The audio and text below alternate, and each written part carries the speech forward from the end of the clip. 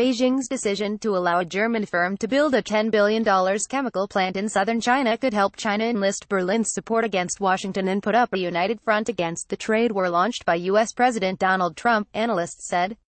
The complex would be wholly owned by BASF and, if completed by the proposed date of 2030, would be BASF's third biggest production base in the world, according to the company, the world's largest chemical firm.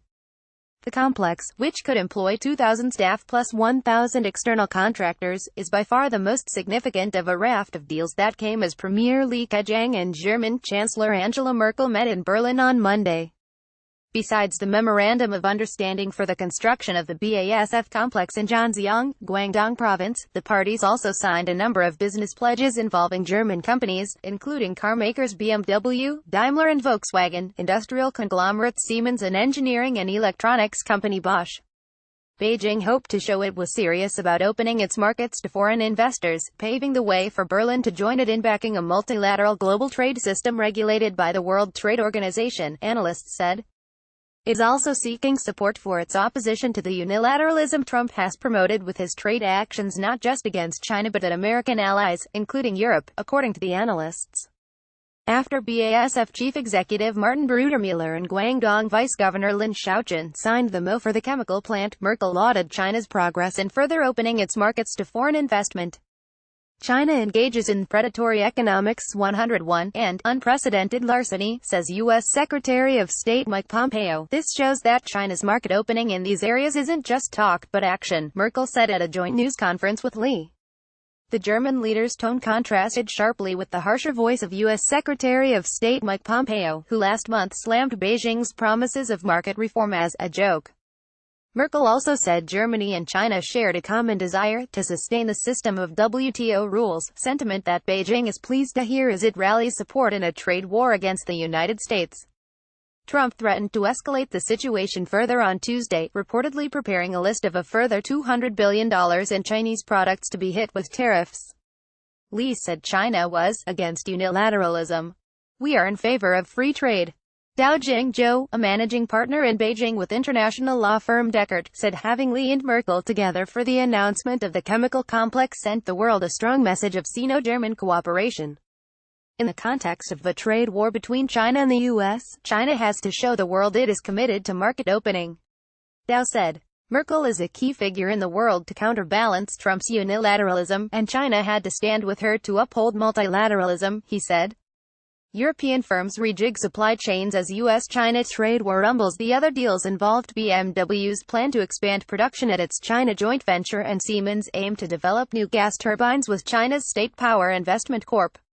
But BASF's chemical complex in Zhanjiang would be one of the biggest foreign investment projects in China. The first phase could be completed by 2026. The decision to allow BASF to have full control of its plant rather than requiring it to be part of a joint venture with a Chinese company is unusual. China's critics, and the Trump administration in particular, have objected to Beijing's practice of forcing foreign companies into joint ventures that require the foreign company to transfer technology to the Chinese firm.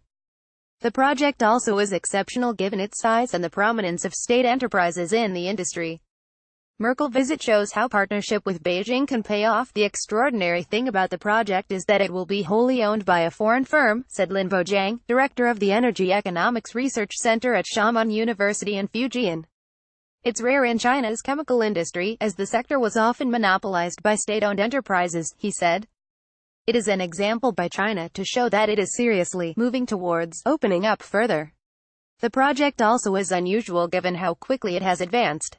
According to Zhanjiang Daily, a delegation led by City Mayor Zhang Jianjun visited BASF's head office in Ludwigshafen in April to discuss economic and trade cooperation. During the visit, Zhang briefed the chemical giant's executives about the advantages of using Zhanjiang as the site for a new chemical complex. G7 becomes G6 plus Trump as he fends off united front on tariffs. BASF has 3 production bases in China, in Shanghai, Nanjing and Changqing. The Changqing plant, which makes MDI, an important component for polyurethanes used in insulation for appliances, materials for cars and in energy-saving systems for buildings, is also exclusively owned by BASF. The German chemical company is one of China's biggest foreign industrial enterprises and had nearly 9,000 employees at the end of last year. The integrated chemicals complex in Guangdong would be BASF's largest investment ever, and ultimately it is third largest site after its main offices in Ludwigshafen and Antwerp, Belgium. Simon Zhao, founding director of the International Center of China Studies at Hong Kong University, said the deal showed that BASF is still positive about investing in the mainland. The planned complex would be capable of producing up to 1 million ton of ethylene per year through steam cracking, a process in which a feedstock is thermally cracked by steam in a bank of furnaces to produce the hydrocarbon. China urged to give foreign companies a level playing field. Zhao said the output would serve the growing demand for chemicals in China, which had a world-leading 40% share of the global chemical market. Peng Peng, vice president of the South non-governmental think tank in Guangdong, said the trade war had accelerated progress on the project. In turn, the project could influence the direction of the trade war, he said. The project is a win-win strategic choice for the two countries to respond to the U.S. trade war, Peng said. Additional reporting by Reuters and Bloomberg.